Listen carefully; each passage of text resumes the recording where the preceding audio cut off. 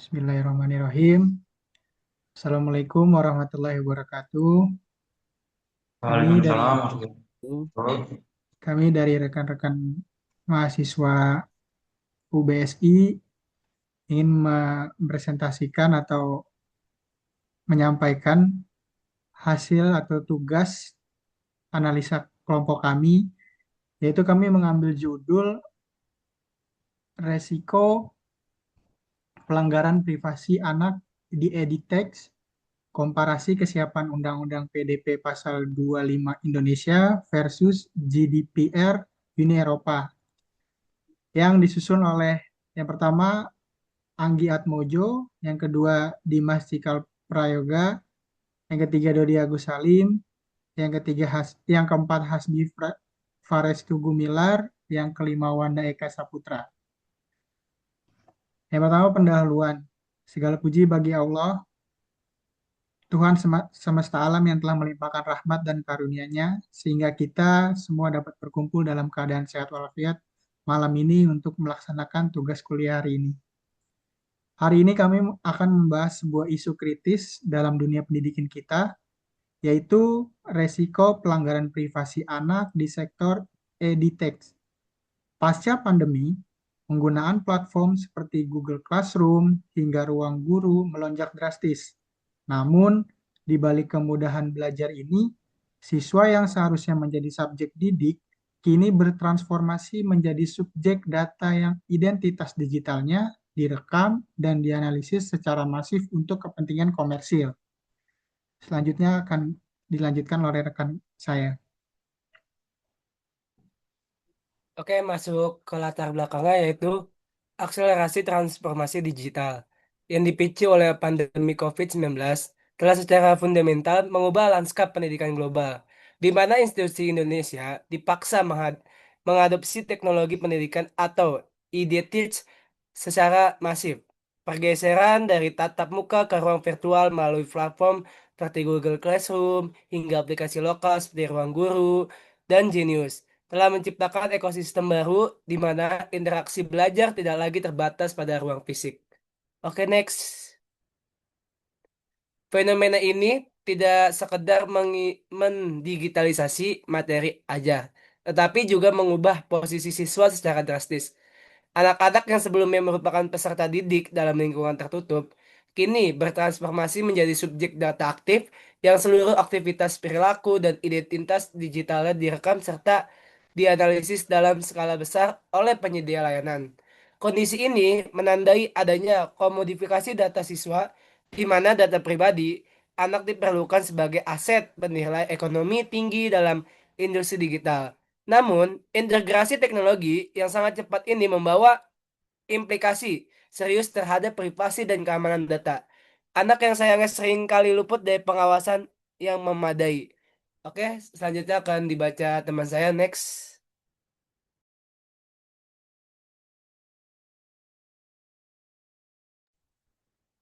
Baik, terima kasih Mas Anggit penjelasannya. Selanjutnya ada rumusan masalah.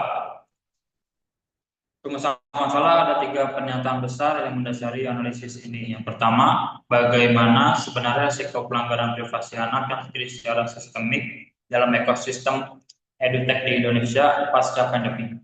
Yang kedua, bagaimana perbandingan mekanisme perlindungan data anak antara pasal 25 Undang-Undang PDP Indonesia dengan pasal 8 GDPR Uni Eropa.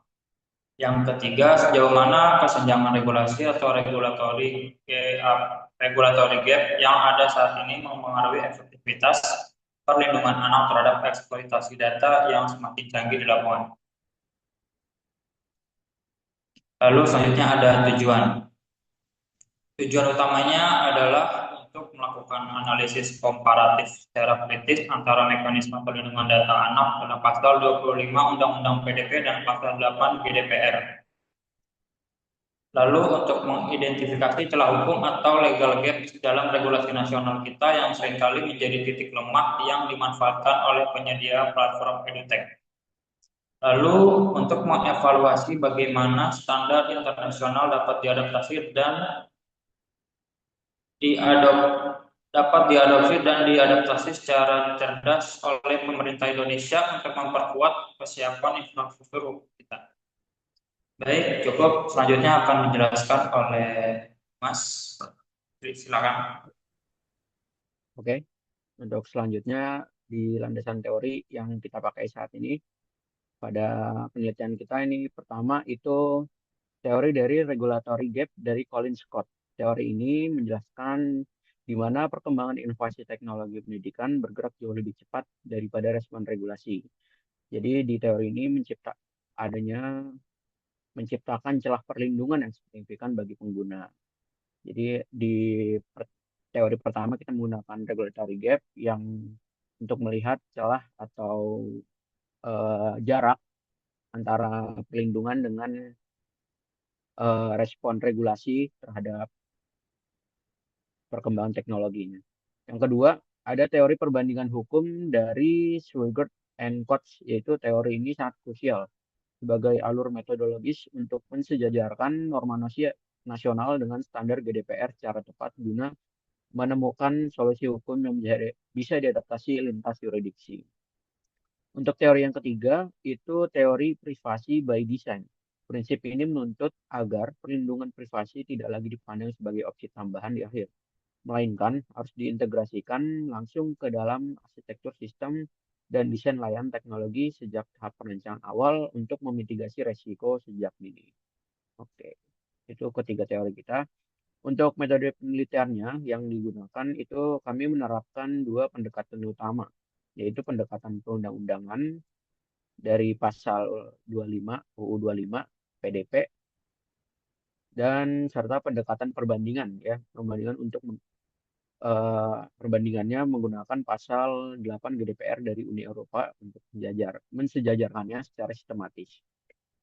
Selanjutnya, seluruh data yang kami gunakan bersumber dari data sekunder atau bukan data primer dari aplikasi yang terdiri dari bahan hukum primer seperti naskah undang-undang serta bahan hukum sekunder berupa literatur akademik dan laporan investigasi teknis dari lembaga kredibel seperti Human Rights Watch dan Narasi Newsroom.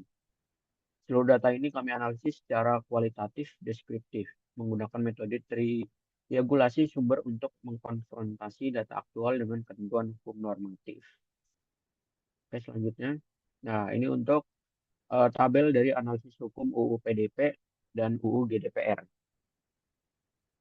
Untuk dari pertama dari aspek perbandingannya, dari persetujuan orang tua dulu, di UU PDP pasal 25 wajib mendapatkan persetujuan orang tua.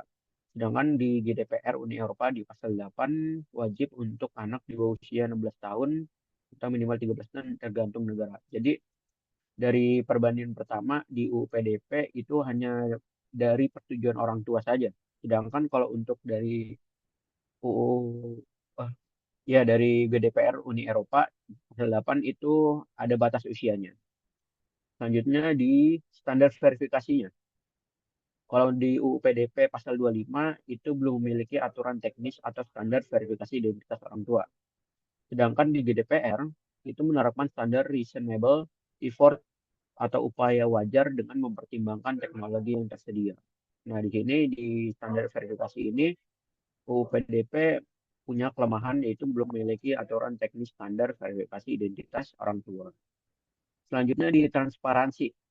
Di transparansinya di UU PDP Indonesia pasal 25 tidak diatur secara mendalam dalam batang tubuh undang-undang atau dari undang-undangnya tidak diatur secara mendetail atau mendalam. Sedangkan di GDPR Uni Eropa di pasal 8 mewajibkan bahasa yang jelas dan sederhana agar mudah dimengerti anak. Jadi untuk transparansi pada edtech-nya di GDPR itu menggunakan bahasa yang mudah dipahami oleh anak maupun orang tua. Oke. Selanjutnya akan dilanjutkan oleh teman saya. Next.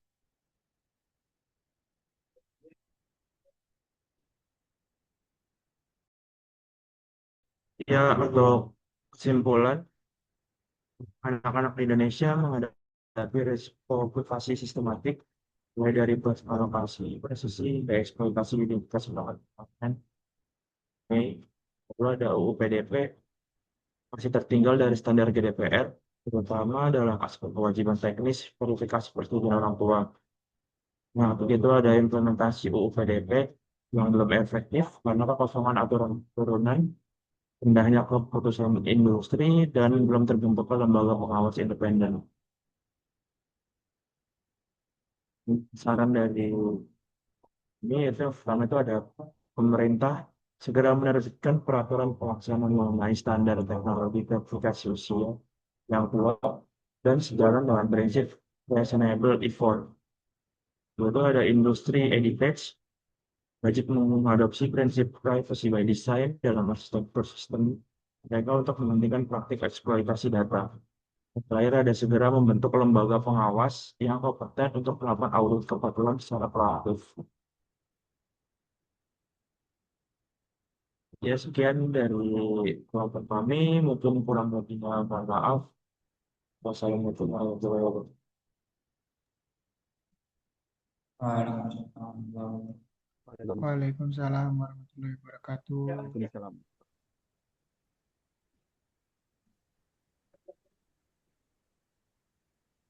Pause-nya gimana? Pause-nya, guys? Pause stop ya. Stop recording. Terus Stop.